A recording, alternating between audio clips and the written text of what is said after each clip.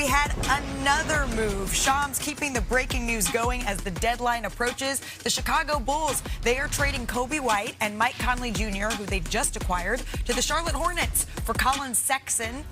As Sexton here, 3 second-round picks as well. Bobby, break this down for us. What does this mean? So for Charlotte, they prioritized Coby White in free agency. He was going to be a free agent this offseason. They wouldn't have been able to sign him. So pre-free agency is the theme. They go out and acquire him right now. The hottest team in the NBA, 23 and 28. I'm not going to say this is for the playoff run, but I think this is more for a move to re-sign him in the offseason here, and you get rid of Collin Sexton, who's been good for them, and also you capitalize on trading some future picks down the road. Okay, so I don't know how many guards that the Bulls are going to trade for this week, but I'm not going to focus on that. I'm going to focus on this move for Charlotte. This is Charlotte also ramping up, okay? Yep. They aren't doing it in such a dramatic fashion like the Wizards and the Jazz are, but here are teams that have been at the bottom 4 years now. Utah, Washington, Charlotte, buying. And here they come, more for 2026-27, but Coby White is a spark plug. This guy can score, and of course, he's got North Carolina roots. Yeah. If you're a Tar Heel fan, you are excited to see Coby White come back and probably to be a Hornet for years into the future. We got news moving fast and furious here. Within the last 90 minutes, we have more for you because Oklahoma City solidified their shooting. Crazy. Jared McCain joining the Champs in exchange for one of their many picks. It's a late first rounder in this draft. The Thunder, they've been hopeful to get back to where he was, right, pre-meniscus tear. That's what they're looking for from Jared McCain when he was a Rookie of the Year frontrunner. But, Mark, the Thunder are the #1 team in the NBA. Why did they feel the need, do you think, to make this move? Well, SGA just got hurt, right? So let's see how late he's going to be out. It's not a great injury that he has. I don't think he turns around quick from that, so I guess that gives him some extra stability until he comes back. But McCain's a talent. You know, I was with the Sixers last night, and I'm in that locker room and saw all these guards. He was expendable. But when he was healthy last year, and I talked to their coach he was like, hey, he thought he was a starter until he got hurt. So that's a good pickup for the Thunder. With a number of their star players, as you're mentioning, hurt, this has been an assessment period for the Oklahoma City Thunder. And since January 1st, they've been shooting 34% from 3. So I do believe that's a need that they probably want to bolster, and that's why they sort of make this look. I don't think Jared McCain comes in and replaces SGA with an abdominal injury here. But the Thunder, to me, it says we needed to look around and gear up here, Bobby. What does it say to you? It's a different strategy they've taken. They've always kind of consolidated their draft picks for other draft picks. Now they have consolidated their draft picks for players here, and they added a player that's 21 years old. Here's an Oklahoma City team, never paid the luxury tax at all, 165 and 50 in the last 3 years, right? And now you add a 21-year-old McCain to this roster. And now they still have how many more picks? That's fine. Let's talk about pre-agency. There's something else called the secondary draft. That's what this is. You take a player still on rookie contract, sort of draft him in this situation. I also want to point out that, you know, Oklahoma City, they are in a position where they can take risks on players like this. People in the league think this is an absolute steal. This is the Thunder doing the Thunder stuff again. We have pre-agency, we have the trade deadline still coming up, and there is still more coming down. It comes to the world of the NBA trade deadline. Chicago Bulls making moves yet again. We saw them make 2 trades yesterday. Now Coby White is on the move, headed to North Carolina to play for the Hornets. Michael Conley Jr. will head to the Hornets as well, while the Bulls get Collin Sexton on an expiring contract. Also Ousmane Dieng and 3 second-round picks. So this trade just coming in. We saw, as I mentioned, the Bulls make a couple moves yesterday. Brad, what do you think about this one? I'm torn. I mean, the Bulls are the kings of waiting too long to do things. They waited too long on Caruso. They waited too long on DeRozan. They waited too long on Levine. They waited too long on Vooch. And they've now waited too long on Coby White, who was a guy, and I believe is still a guy, who's worth a first-round pick. He's a starting caliber point guard, whether he's going to start for your team or not. They get Collin Sexton on an expiring deal, and who knows, maybe if let's say if they resign him, you sort of just got a worse Coby White. Maybe they try to still go out and flip Collin Sexton in a subsequent deal. But my initial reaction is Coby White at one point in time had more value than an expiring contract of Collin Sexton and some other stuff. I'm actually surprised he's going to Charlotte and not a team that desperately needs a point guard and is more of in a contender conversation like a Houston.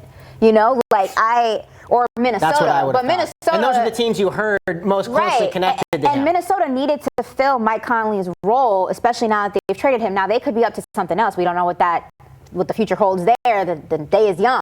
But I'm actually very surprised that Charlotte is the destination and not Houston, because Houston lost Van Fleet, and you can see a lot of times when they're playing, their offense is very stagnant because they don't have a real point guard. I would have absolutely, on an expiring deal, taken a young point guard like that can at least, especially if this is all that it took to get him. Exactly, especially, and the fact that the Houston Rockets are very much in playoff contention and contender contention, you would think a point guard at this cheap of a value would be the first thing they would go after. Yeah, I think they definitely had talks. I think Minnesota did too, for position. Yeah, I'm surprised that's alone. But hey, from Charlotte's the best story in basketball right now. They've won, I think, 7 straight. Their starting lineup with Collin Sexton and LaMelo Ball and Brandon Miller is murdering teams. Listen, if you're an NBA nerd and you're watching on the margins and everyone's focused on the trade deadline and we're like, hey, what's going on down in like the part of town nobody cares about? Charlotte's doing really well. I mean, Collin Sexton is my man. So listen, Charlotte gets Coby White. I mean, who knows what they re-sign him to next year? But I mean, I know they're a total footnote in today's activity and what we're going to see potentially tomorrow. But Charlotte kind of has something cool going on. Okay, we'll go with that, right? I'm telling you. Yeah. For the NBA nerds, and if you're watching this, hopefully if you aren't one, you turn into one. Again on the move ahead of the trade deadline. Last year, he was sent to Dallas. This year, to D.C. The Mavs, in return, getting Chris Middleton, A.J. Johnson, Malachi Branham, Marvin Bagley, couple of first-round picks, in quotes, because one of them is an OKC pick that would likely be the last pick in the first round. Another one likely going to turn into a second-round pick. Also, 3 second-rounders. Wizards also getting a few other players. Jaden Hardy, D'Angelo Russell, Dante Exum. The headliner here is a year and 2 days after the Luka Doncic trade. The Mavericks already shipping Anthony Davis out of town. Let's take you to Dallas right now. That's where Avery Johnson is standing by. Avery, I remember talking to you a year and 2 days ago about the Luka trade that stunned everybody. I mean, how are people in Dallas going to feel about this? No surprise. This was a situation where, the fans, they've been in an uproar about this Luka Doncic trade. So with Anthony Davis moving on, it's basically going to bring closure to what I call a generational trade.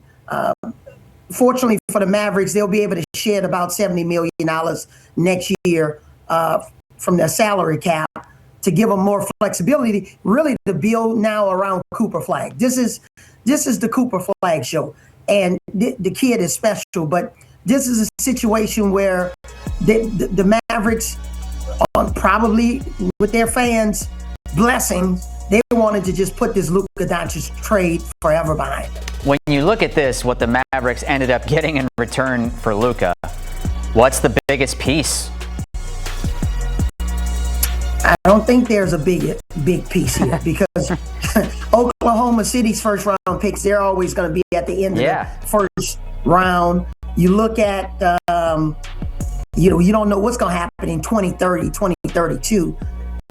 Some of the guys that they received in return, no one really stands out. Maybe you might find one rotational player if any of these guys can stay healthy that they received from Washington. I do like Max Christie, but Max Christie is a good piece to have on the team. But this is a situation that Mavs fans can finally, hopefully, try to put the Luka trade behind them. Okay, so you've got your centerpiece in Cooper Flag. What's next for this franchise to try to start rebuilding now around him? Well, I think the key is going to be what happens with Kyrie Irving. Because Kyrie, obviously, he'll sit out this entire season, with that ACL. What's next for him? Is he going to be a part of the short-term future? Because we know he's getting towards, the end of his career. Or are they going to move him, in the off season to try to bring in another younger piece to continue this rebuild around Cooper Flag. So I think that's the next big block that they got to figure out, especially when Kyrie can get back in. Does he have to play early in the season next year to be moved during the 2027 trade deadline? So I think that's the next big shoe to drop. Avery, how about from the D.C. perspective? The Wizards traded for Trae Young, but he's out. Anthony Davis has been limited to 20 games. We were talking with Brad Botkin and Ashley Nicole Moss, and neither one of them thought we would really likely see either one of those guys this season for the Wizards. But in theory, what would that team look like next year if those two guys are healthy at the same time? Well, I think they could be a play-in team in the Eastern Conference if they're healthy. But that's the big, question mark, right? Injuries is always the greatest neutralizer. And if you look at Anthony Davis being the cornerstone along with Trae Young, Trae Young's been injured, especially this season. So again, it's a big question mark. Yes, if they're healthy, can they be a play-in team? Yes, but that team is still not scaring anybody in the Eastern Conference. All right, Avery Johnson putting some closure on things from a Mavs perspective. A year and 2 days from the worst trade in franchise history, sending Luka to L.A. for Anthony Davis. And now Anthony Davis traded to the Washington Wizards. Thank you so much, Avery, as we take a look at the games coming up tonight. And Anthony Davis, the second huge name to be moved. Yesterday it was the Clippers sending James Harden to the Cavs. Those two teams play each other tonight, though it's not likely we'll see James Harden in that matchup at 10:30 Eastern Time. Is there